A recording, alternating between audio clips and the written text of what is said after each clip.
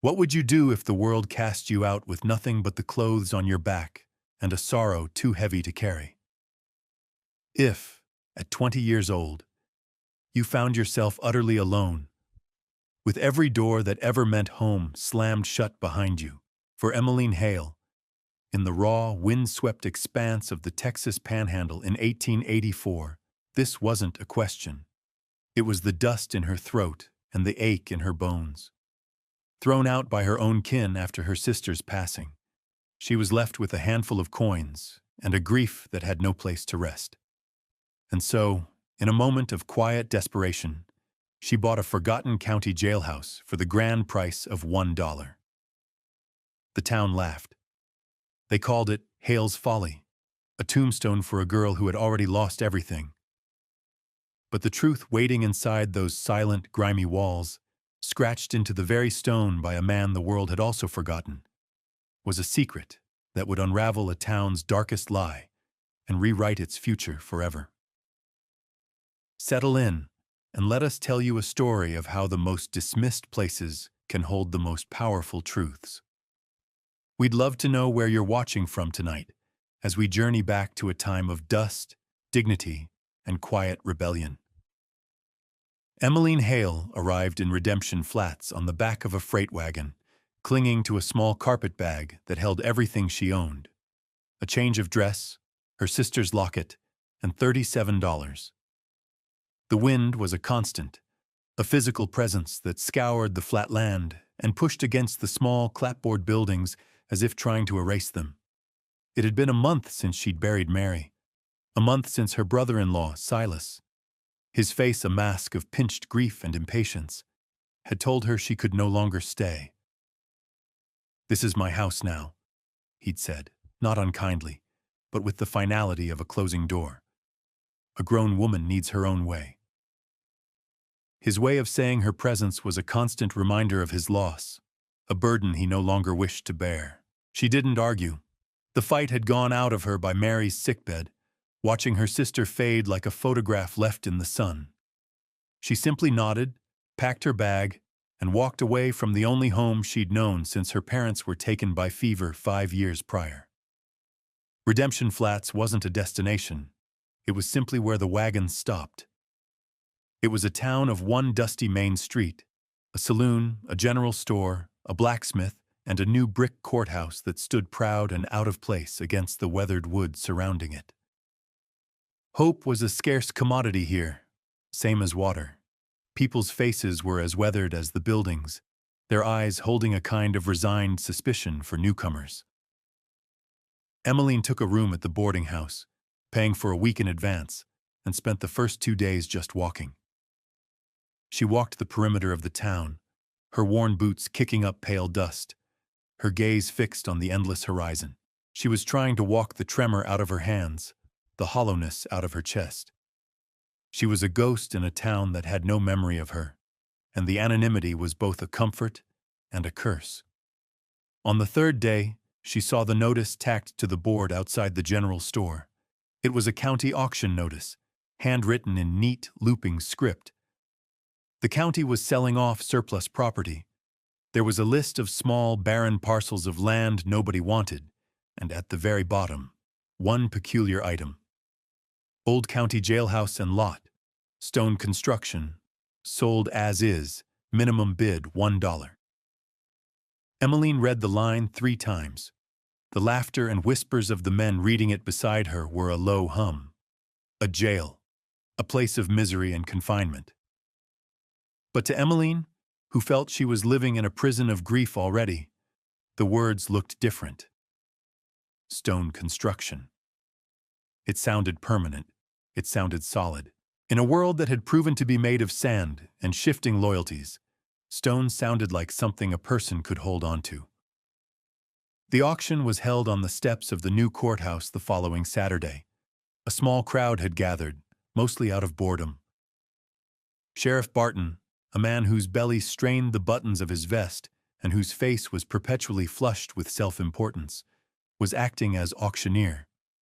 He was a man who enjoyed the sound of his own voice, booming it across the dusty square. as he dispensed with the worthless land parcels for a few dollars apiece to ranchers looking to add to their grazing territory. Then he came to the last item. "All right, folks," he bellowed, a smirk playing on his lips. "Last on the docket, the old county jail. A fine piece of local history," he said, drawing a ripple of laughter from the crowd. "Built solid, I'll give it that. But the county's got no use for it. And frankly, it's an eyesore. We'll start the bidding at $1. Do I hear $1 for that useless pile of rocks?" He grinned, expecting silence. He wanted to declare it unsold, to eventually have it torn down. $1, a quiet voice said. The voice was clear and steady, but so unexpected it cut through the murmuring. Every head turned. Emmeline Hale stood at the back of the crowd, her hand raised just enough to be seen. She wore her one good dress, faded but clean, and her expression was calm, her chin held high. Sheriff Barton's smirk faltered, replaced by disbelief, then open contempt. "The girl?" someone muttered. "What's she want with that place?" The sheriff stared at her. $1 from the young lady. Do I hear $2? He looked around, his eyes daring anyone to bid against this foolish girl. The crowd was silent, their amusement turning to a kind of pitying curiosity. $1 going once, Barton called, his voice laced with mockery. Going twice. He paused, letting the humiliation hang in the air. Sold, he finally snapped, slamming a small gavel onto the lectern.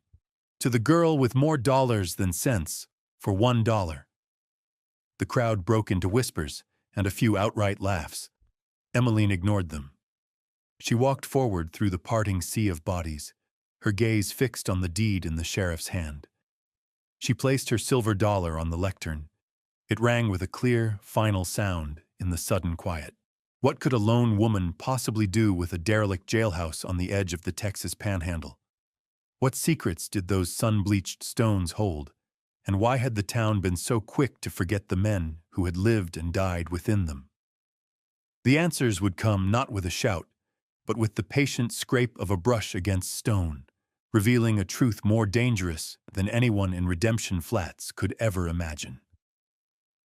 Let us know in the comments what you think Emmeline should do first, and be sure to subscribe for more tales of forgotten history. Now, as the deed was placed in her hand, her ownership was official, but her trials were only just beginning. The walk to the general store was a gauntlet of stairs.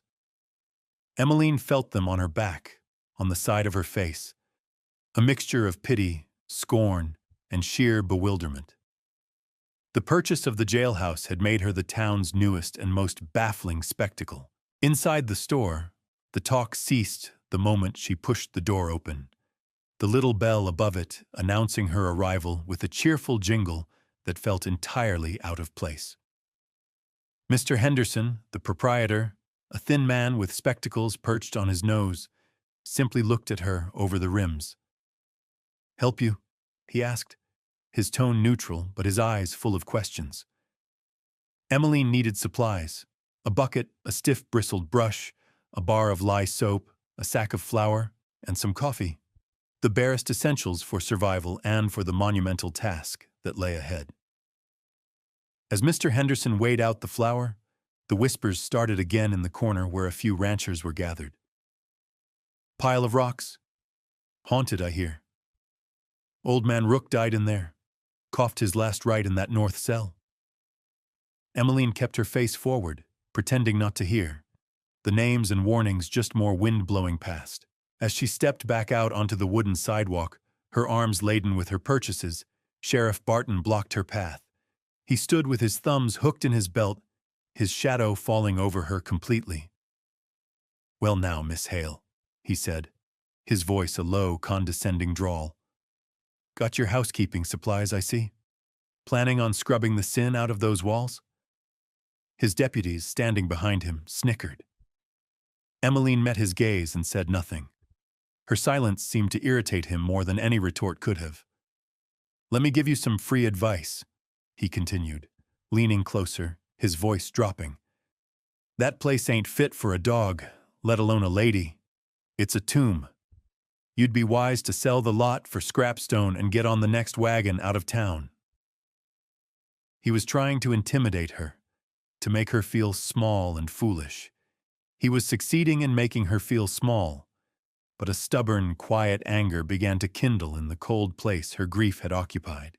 She gave a slight, almost imperceptible shake of her head. "It's my property now, Sheriff," she said, her voice barely above a whisper but firm. Barton's eyes narrowed. He held her gaze for a long moment, a silent battle of wills on a dusty street, before he finally straightened up with a dismissive snort. "Have it your way," he scoffed. "Enjoy your tombstone, girl." He and his men moved past her, their laughter trailing behind them. Shaken but resolute, Emmeline continued down the street. As she passed the alleyway beside the livery, a figure stepped out from the shadows. It was an old woman, her face a beautiful map of wrinkles, her hair in two long gray braids. She was Comanche, Emmeline guessed from her high cheekbones and the intricate beadwork on her deerskin vest. The townspeople gave her a wide berth, a mixture of fear and respect in their avoidance. The woman's dark eyes, sharp and intelligent, fixed on Emmeline. She looked at the bucket and brush in Emmeline's arms, then at her face. The woman took a step closer, her gaze so intense it felt as if she were seeing right through to the bone.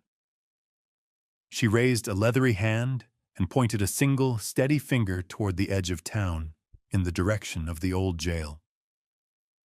"Some walls don't hold men in," the woman said, her voice raspy, like dry leaves skittering across stone.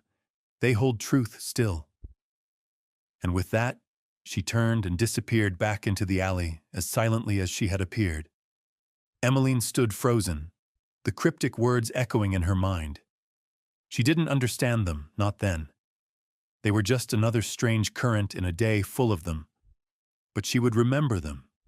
She would carry them with her, another small, hard possession, as she walked the final 100 yards to her new home.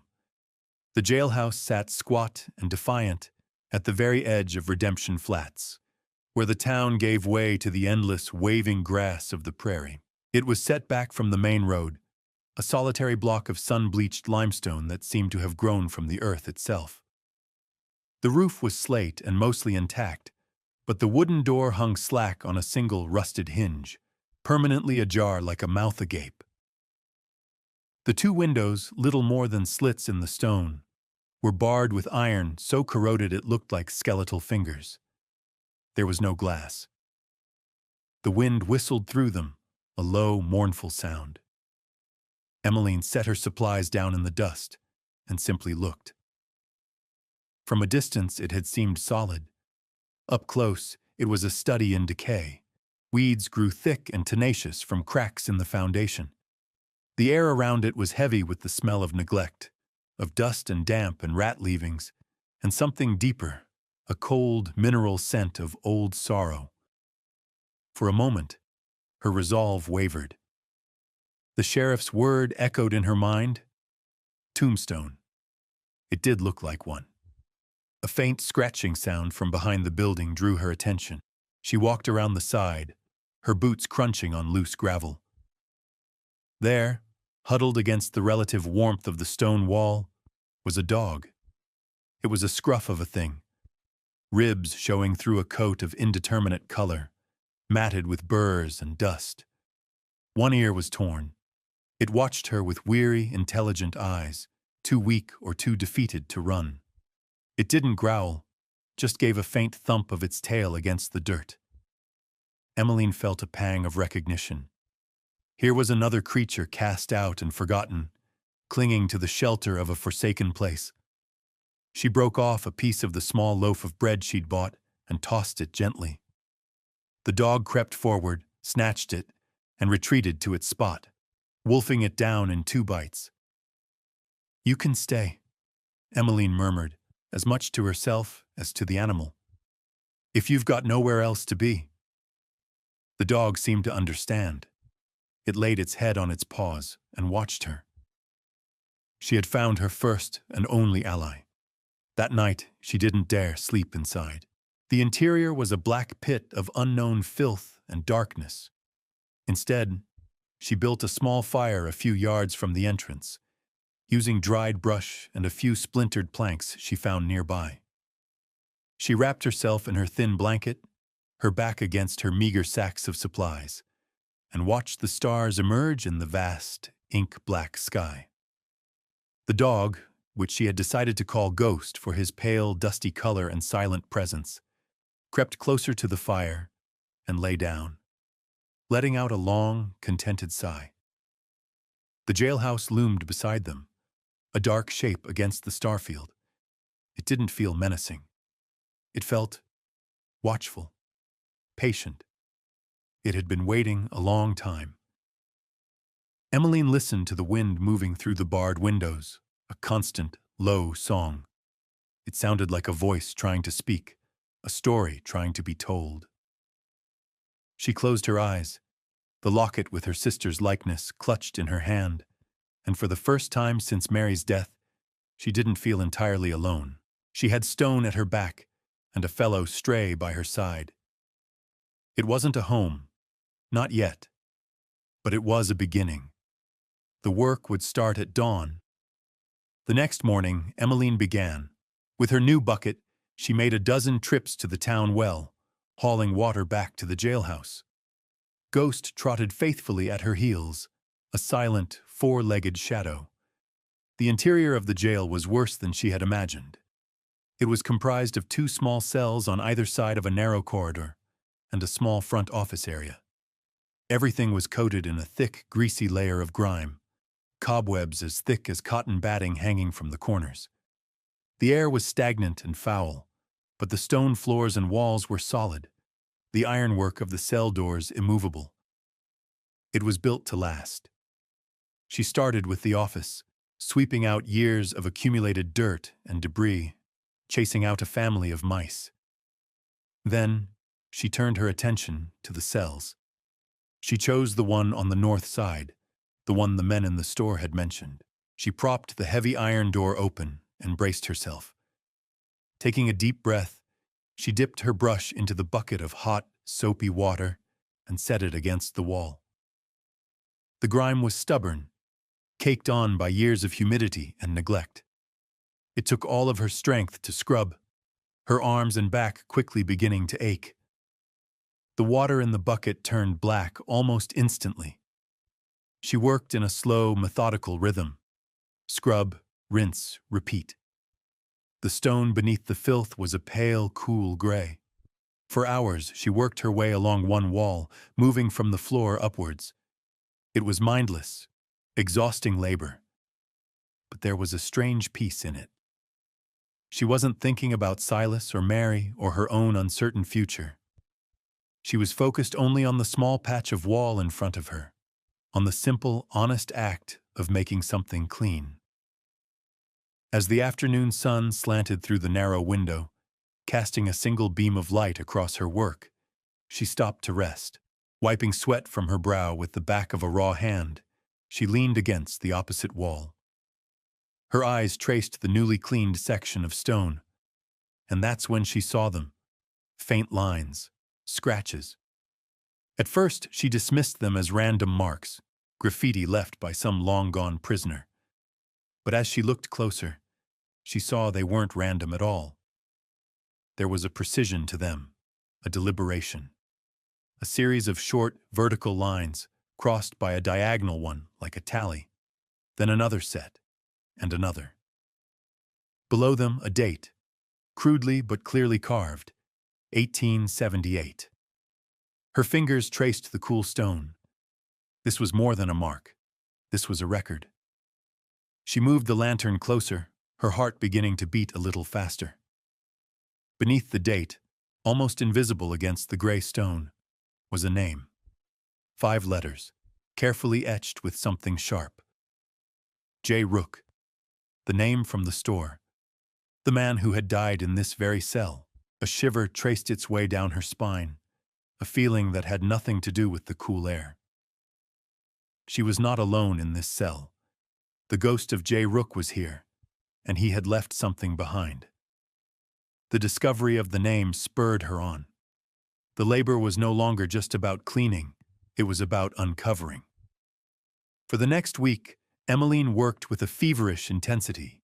Every morning she rose with the sun, hauled her water, and began to scrub. Ghost would lie in the doorway, a watchful guardian, his head cocked as if listening to the secrets the stones were giving up. The work was brutal. Her hands were blistered and raw, her muscles screaming in protest. But with every square foot of wall she cleaned, more of the strange markings emerged. They weren't just in the north cell. The south cell held them too. It was a language of scratches, a tapestry of desperation and patience. She realized the tally marks were days, weeks, months, a calendar of confinement. But there was more. Interspersed with the dates were other symbols. Crude drawings of what looked like cattle brands. A lazy S, a double diamond, a circle T, brands she didn't recognize from the local ranches. There were also strings of numbers, sometimes arranged in pairs, that made no sense to her. And then there were the words, short phrases scratched with painstaking effort. Miller Herd, South Fork, Night. Another section read, Widow Hemlock, Deed Forged. At night, by the flickering light of her single lantern, Emmeline began the second part of her work. She used the few precious sheets of paper she owned and a piece of charcoal from the fire to meticulously transcribe the carvings from the walls. She drew the brands exactly as they appeared. She wrote down the numbers and the cryptic phrases. The walls of her small living space, the former jail office, became covered in these strange notes. It was a puzzle, and she felt a growing, urgent need to solve it. J. Rook, whoever he was, had not been idle in his final days. He had been leaving a message, a testament. He had used the only paper he had, the very walls of his prison. This place wasn't a tomb. It was a book. During the day, she would sometimes feel a profound connection to the man. As her hands scraped away the grime, she imagined his hands carving the stone, the slow, patient work of a man with nothing left but time and a story to tell. She felt his anger, his meticulous care, his desperation to not be forgotten, to not let the truth die with him. Her frequent trips to the town well, her buckets now for cleaning instead of just for survival, did not go unnoticed. Sheriff Barton would often watch her from his office across the street, his expression a mixture of suspicion and annoyance. Her persistence bothered him. She was supposed to have given up, to have fled the town in defeat. Instead, she was working on that forgotten building with a purpose he could not fathom. One afternoon, he confronted her as she drew water. "Still playing house in that mausoleum, Miss Hale?" he asked, his voice dripping with false concern. "You're starting to look as haunted as the place itself." Emmeline simply looked at him, her face smudged with dirt, her hands wrapped in rags to protect her blisters. "Just cleaning, Sheriff," she replied, her voice even. It was left in a sorry state. His eyes narrowed, searching her face for something, some sign of what she was up to. "Some things are best left buried in the dirt," he said, his voice low and hard. It was a clear warning. But it was too late. Emmeline had already begun to dig. She knew she was onto something, something important, something dangerous. The brands, the names, the numbers. They were pieces of a story someone, very likely the sheriff himself, did not want told. The breakthrough came on a sweltering afternoon 2 weeks into her labor. While scrubbing the lowest part of the wall in the south cell, near the floor, her brush dislodged a loose stone. Behind it, tucked into a small, hand-carved cavity, was a small object wrapped in oilcloth. Her heart hammered against her ribs. With trembling fingers, she unwrapped it. It was the tattered, coverless remnant of a small Bible, its pages yellowed and fragile. Tucked inside was a single, folded piece of paper. On it was a key. A simple substitution cipher. A equals 1, B equals 2, and so on. But it was more complex than that. It was tied to the Bible. A set of numbers like 3:16 meant the third book, 16th verse. A letter could be represented by the first letter of a certain word in a certain verse. It was ingenious, a code that would mean nothing to anyone without this key and the book it belonged to. J. Rook had made sure his message could only be read by someone who found his hidden tools. That night, her hands shaking so badly she could hardly hold the charcoal, Emmeline began to translate. She started with a long string of numbers she had transcribed from the wall above where Rook had died. Using the key, she cross-referenced the pages of the tattered Bible. The numbers resolved into letters, the letters into words. The first message was clear and chilling. Barton Sheriff, he is the wolf. A cold dread washed over her. This was not just a record of a prisoner's despair. It was an accusation. She worked through the night, the lantern burning low, ghost whining softly at her feet as if sensing her distress. One by one, the secrets of the walls gave themselves up to her. The cattle brands she had copied were next to dates. The cipher turned the accompanying numbers into names of ranches. Barton took Miller herd, drove them south to sell, blamed rustlers. The numbers that looked like coordinates were tied to a name she had seen, Widow Hemlock. The translated text read, "Deed for Widow Hemlock's quarter section, forged by Barton after he ran her off." Emmeline felt sick. This wasn't just theft. It was a systematic campaign of fraud and violence by the town's highest lawman.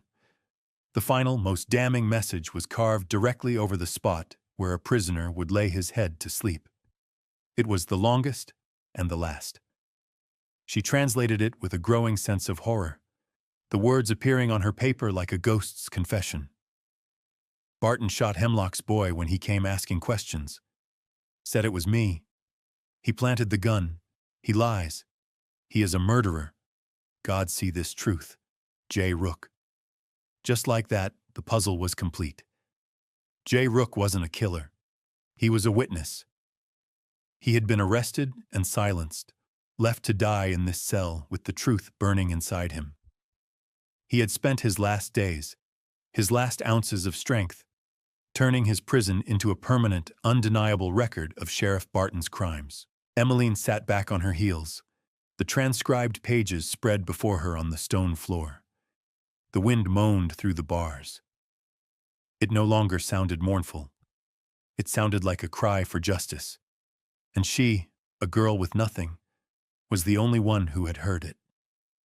The knowledge was a heavy, dangerous weight. Emmeline knew she couldn't just walk into the courthouse and accuse the sheriff. Barton owned this town. He would destroy her, and he would destroy the evidence. She needed more. She needed proof that would corroborate the story on the walls. For the next few days, she walked into town with a new purpose. She told Mr. Henderson at the store that she was looking for any old newspapers he might have to use for insulation. He was happy to be rid of a dusty stack from the back room. She spent 2 nights poring over the yellowed pages from 1878, the year of Rook's arrest. She found it. A small article detailing the arrest of Jasper Rook, a drifter, for the murder of Thomas Hemlock. The article, quoting Sheriff Barton extensively, painted Rook as a violent vagrant. It mentioned the stolen cattle, the land disputes, all pinned on this one convenient scapegoat. The official story matched the lies Rook had described. Her next step was riskier. She went to the new courthouse, to the county clerk's office. The clerk, a man named Abernathy, was elderly and meticulous, with ink-stained fingers and a quiet, professional demeanor. Emmeline told him she was interested in the history of her new property and wanted to see the old deed records for the surrounding area. It was a plausible enough request. For 2 days, she sat in a dusty corner of the records room, poring over the heavy ledgers. And she found it all. The original deed for the Hemlock property, signed and sealed, and then, a year later, a new deed, transferring the property to a holding company. The signature on the transfer was a clumsy forgery of Mrs. Hemlock's name, and the notary stamp was from a man who, according to the newspapers, had left town a month before the document was dated. The holding company's owner? A man from a neighboring county, a known business associate of Sheriff Barton. She also found records of cattle sales from that same period. Large, unbranded herds sold for cash by that same associate. The pieces were all there, a trail of paper and ink that confirmed every scratch J. Rook had carved into the stone. Her quiet research, however, had not gone entirely unnoticed. Barton had seen her leaving the courthouse. Her presence was no longer a foolish curiosity. It was a threat. As Emmeline walked back to the jailhouse late one afternoon, the sky to the north had turned a bruised, ugly purple. A storm was coming, a real Texas norther. The wind picked up, whipping dust into her eyes. Just as she reached her door, she saw him. Sheriff Barton, riding out from town, his face dark as the storm clouds. He was coming for her. Panic seized her for a moment, cold and sharp. Just as he drew near, she heard another sound, the frantic shouts of a man and the terrified cries of a child. A wagon, its rear wheel splintered and broken, was stranded on the road not 50 yards away. A man, a woman, and a small girl were huddled against the raging wind. Barton ignored them, his eyes fixed on Emmeline. But she couldn't. "Get inside!" she screamed at the family over the howl of the wind. "Hurry!" She threw open the heavy wooden door to the jailhouse and helped the mother and child inside, while the father hobbled after them, his ankle clearly injured. She slammed the heavy door shut and dropped the thick iron bar into place just as the first drops of rain, cold as ice, began to fall. Through the barred window, she saw Barton rein in his horse, staring at the closed door, his face contorted in fury as the full force of the storm hit. He was forced to turn his horse and ride back, defeated by the gale. Emmeline leaned against the door, her heart pounding. She had used the jail not as a prison, but as a sanctuary. She had barred the door against the lawman to protect the innocent. In that moment, her choice was made. She would not run. She would see this through. The storm raged all night, a terrifying symphony of wind and rain. Inside the old jailhouse, the stone walls held firm, a bulwark against the chaos. Emmeline shared her meager supplies with the stranded family, the Clarks. The father, John, was a land surveyor from Amarillo. His wife, Sarah, cared for their daughter, Lily, who was mesmerized by Ghost, the dog, who seemed to sense the need for calm and lay quietly beside her. By the light of the lantern, surrounded by the transcribed secrets on the walls, Emmeline found the courage to tell them everything. She showed John Clark her notes, the brands, the coordinates, the story of Jasper Rook. John, a man accustomed to the precision of maps and ledgers, listened intently. He looked over her transcriptions, his brow furrowed in concentration. "These coordinates," he said, pointing to the numbers associated with the Hemlock property. "They're not just for the quarter section. They map out the spring-fed creek that waters the whole valley. Whoever controls that land controls the water for 50 miles. He looked at her, his expression grim. "This isn't just theft. This is a man trying to build an empire." When dawn broke, the world outside was washed clean. The storm had passed, leaving a calm, cool quiet in its wake. John Clark, his ankle tightly bound, looked at Emmeline with a newfound respect. "Miss Hale," he said, his voice sincere, "what you have done here, it is more than just uncovering a crime. You have given a voice back to a dead man." The family's gratitude was a balm to her spirit. They were the first people to look at her, not with pity or scorn, but with admiration. As they prepared to limp back toward town to get their wagon repaired, John made a promise.